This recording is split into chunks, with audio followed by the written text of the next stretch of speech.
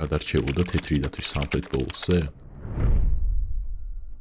თეთრიანო პოლარული დათვი არქტიკის ნამდვილი ბრძანებელი და მიწაზე უდიდესი მტაცებელი გახლავთ. ის ფიზიკურად ძალიან ძლიერი და ამავდროულად უჭკვიანესი არსებაა, თუმცა რამდენად შეუძლია მას მსოფლიოში უმკაცრეს კონტინენტზე გადარჩენა. დღეს ვაბრუნებთ გადარჩენის კონტექსტს და ჩვენ თეთრ მეგობარს არც მეტი არც ნაკლები ანტარქტიდაზე გავუშვებთ. შევეცდებით ვივარაუდოთ და განვიხილოთ რამდენად შეიძლებოდა მას იქ გადარჩენა, ან თუ შეიძლებოდა რა პრობლემები შეექმნებოდა და თუ შეიძლება საერთოდ ამ პრობლემების მოგვარება. იქნება ამ ერთმა ცხოველმა მთელ კონტინენტზე კრიზისიც გამოიწვიოს. ზოგადად თუ გვინდა რომ განსაზღვროთ გადარჩებოდა თუ არა კონკრეტული ცხოველი კონკრეტულ ჰაბიტატში, ჯერ უნდა შევხედოთ მის ახლანდელ საცხოვრებელს და შემდეგ შევადაროთ იმ ადგილს, სადაც პოტენციურად გადასახლებას უპირებთ. თეთრი დათვები დღესდღეობით არქტიკული წრის გარშემო ბინადრობენ. მათ შეხვდებით კანადაში, ალიასკაში, გრენლანდიაში, რუსეთში და ნორვეგიაში. პოლარული დათვები რეალურად ცხოვრების უმეტესობას გაყინულ ზღვაზე ატარებენ. არ მიწაზე ცხოვრება არ ჩვევიათ და ეს გაყინული წყალი ფაქტიურად მათი ჰაბიტატია. ამ ყინულის ფენის ქვეშ კი არქტიკის ოკეანეა, რომელიც ამ დათვების საკვების ძირითადი წყაროა. ეგ იმას ნიშნავს, რომ მათი კვების რაციონის უმეტესობა რეალურად წყლის ბინადრებისგან შედგება. მეტის, თეთრი დათვი იმდენად მჭიდრო კავშირში აუყინესთან, რომ ის ზღვის ძუძუმწოვრადაც კი ითვლება. მისი ლათინური სახელის რო გადმოვთარგმნოთ, ზღვის დათვი გამოვა.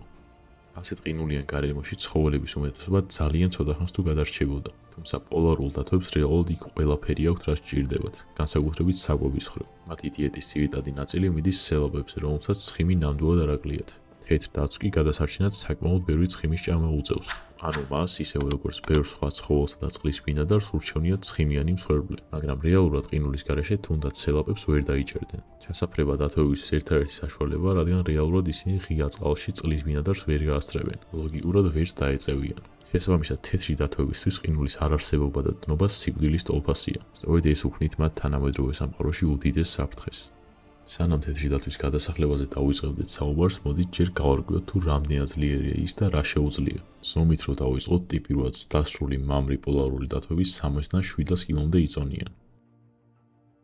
ამის მიუხედავად არიან აბნორმალურად დიდების, რომლებიც 800 კილოგრამამდე აღწევენ.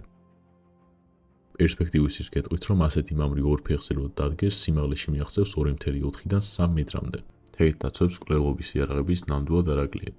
მაგალითად, მათი ბრჭყალების სიგრძე არც ისე იშვიათად მამრებში დაახლოებით 15 სანტიმეტრამდე აღწევს. თეთრ დათვებს ძალიან მულტიფუნქციური თათები აქვთ. წყალში ისინი ნიჩბების როლს თამაშობენ, ხმელეთზე კი დათვს ყინულზე დასურებაში ხელს უშლიან. კიდევ ერთხელ ვიტყვი, რომ ზოგადად თეთრ დათვებს ცურვა ძალიან ეხერხებათ და უყვართ და ერთ-ერთი დათვი 9 დღის განმავლობაში გაუჩერებლადაც კი ცურავდა და ამ დროის განმავლობაში 700 კილომეტრი მანძილი დაფარა.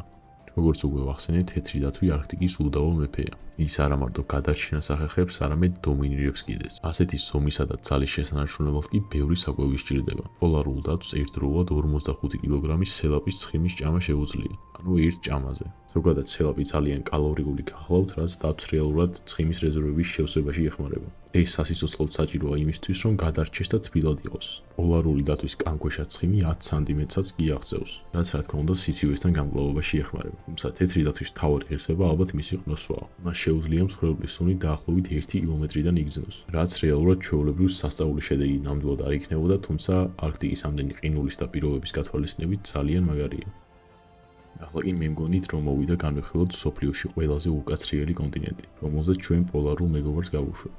ერთი შეხედვით შეიძლება არქტიკა და ანტარქტიდა ერთმანეთს ძალიან მივამსგავსოთ, თუმცა არც ერთ ადგილას თოვლის, ყინულის და სიცარიელის გარდა არაფერია, მაგრამ რეალურად ეს ორი ადგილი ერთმანეთისგან მნიშვნელოვნად განსხვავდება.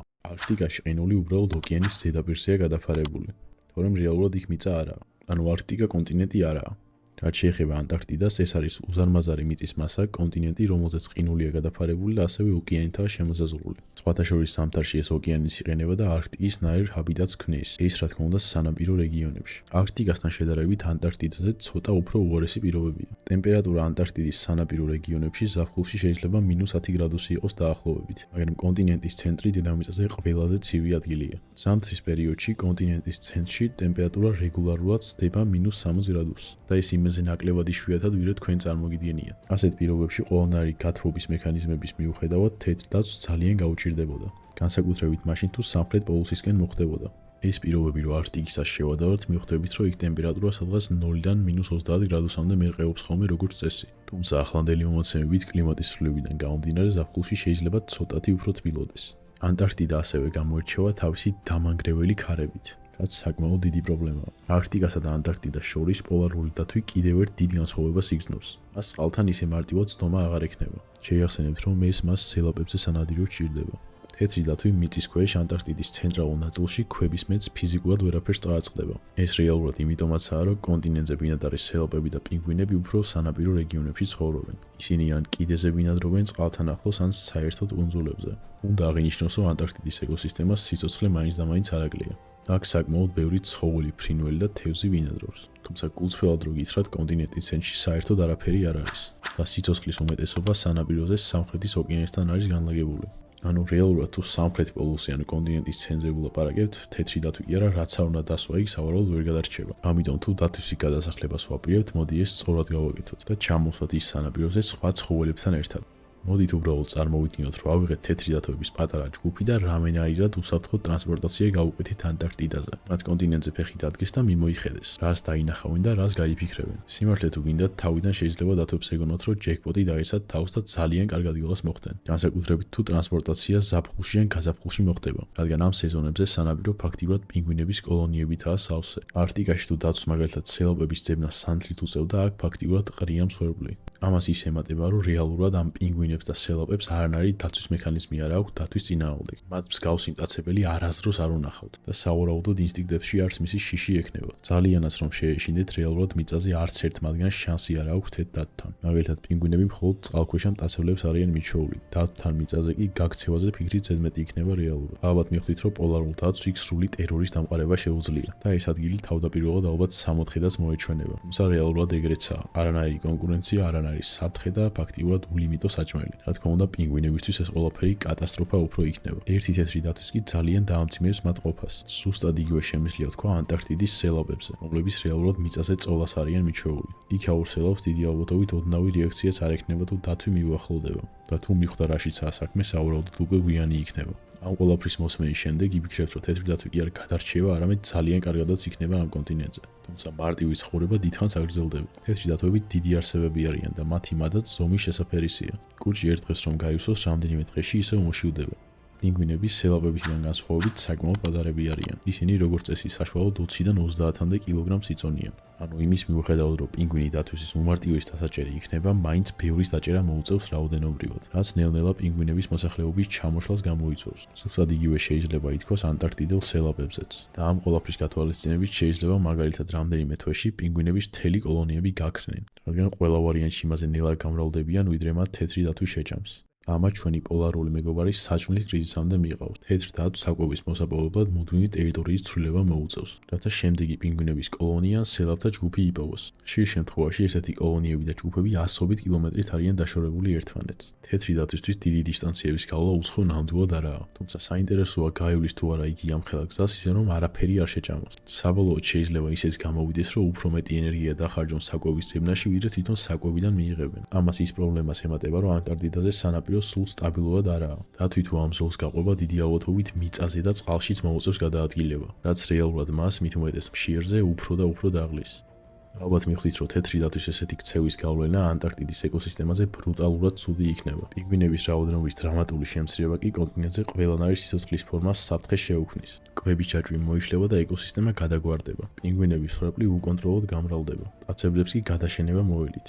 ანტარქტიდის ეკოსისტემა მილიონობით წლის განმავლობაში ვითარდებოდა დიდი მიწის მტაცებლის გარეშე. თეთრი დათვის ამ ეკოსისტემაში ჩაგდება კატასტროფას გამოიწვევს და რეალურად ეკოსისტემის ჩამოშლის შემდეგ თვითონ თეთრ დათვებსაც ძალიან გაუჭირდებათ. ისინი ვეღარ შეჭამენ იმდეს, რამდენიც რეალურად ჭირდება და ცხიმს დაკარგავენ. რაც რეალურად გამოიწვევს იმას, რომ ისეთი ფულად ვეღარ იქნებიან, როგორც საჭიროა. და ასეთ სიცივეში მშიერი პოლარული დათვი ნამდვილად არ იქნება კარგი სანახავი. როცა ეს ჭარბი საკვების რაოდენობის ფაზა გადავლის, პოლარულ დათვებს სიცოცხლისთვის ბრძოლა მოუწევთ. შეიძლება ისე ცუდად გავხდეთ საქმე, რომ საჭმლის ძიებაში ადამიანებსაც კი შეუვარდნენ საკვლევ დაწესებულებებში. რეალურად დათვს არც წყალში აქვს ალტერნატივა, რადგან იქ უბრალოდ შეჭამენ. და რაც აღსანიშნავია თეთრ დათვზე არის ის, რომ ხორცის გარდა ფიზიკურად ვერაფერზე ვერ გადარჩება, მხოლოდ ხორცი უნდა ჭამოს. იმ ყველაფრიდან გამომდინარე, რაც ვილაპარაკე, მე მგონი შეგვიძლია შუალედური დასვლა მაინც გავაკეთოთ. ამ ეტაპზე მთავარ კითხვა ალბათ ისაა, შეძლებდნენ თუ არა გრძელ პერსპექტივაში თეთრი დათვები ანტარქტიდასთან ადაპტაციას და პასუხი ის არის, რომ დიდი ალბათობით ვერა. შეიძლება ანტარქტიდა გარეგნულად გავდეს ამ დათვის საცხოვრებელ ჰაბიტატს, თუმცა ხედავთ რამდენი სირთულეცაა რეალურად. ამიტომ ვიდეოს დასაწყისში თუ გეგონათ, რომ არ უნდა ყოფილიყო პრობლემა, იმედია ახლა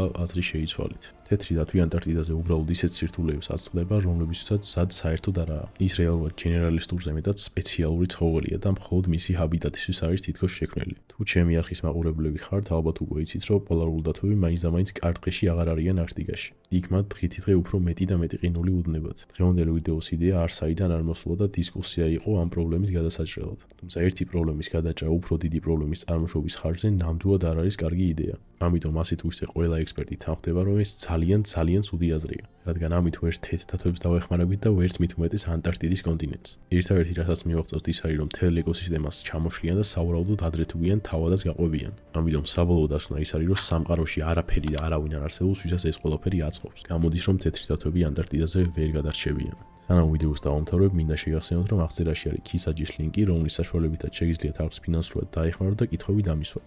ამ კითხვებს უახლოეს ვიდეოებში დეტალურად ვუპასუხებ.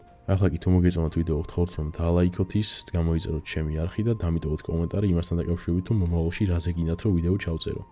დროებით და მომავალ შეხვედრამდე.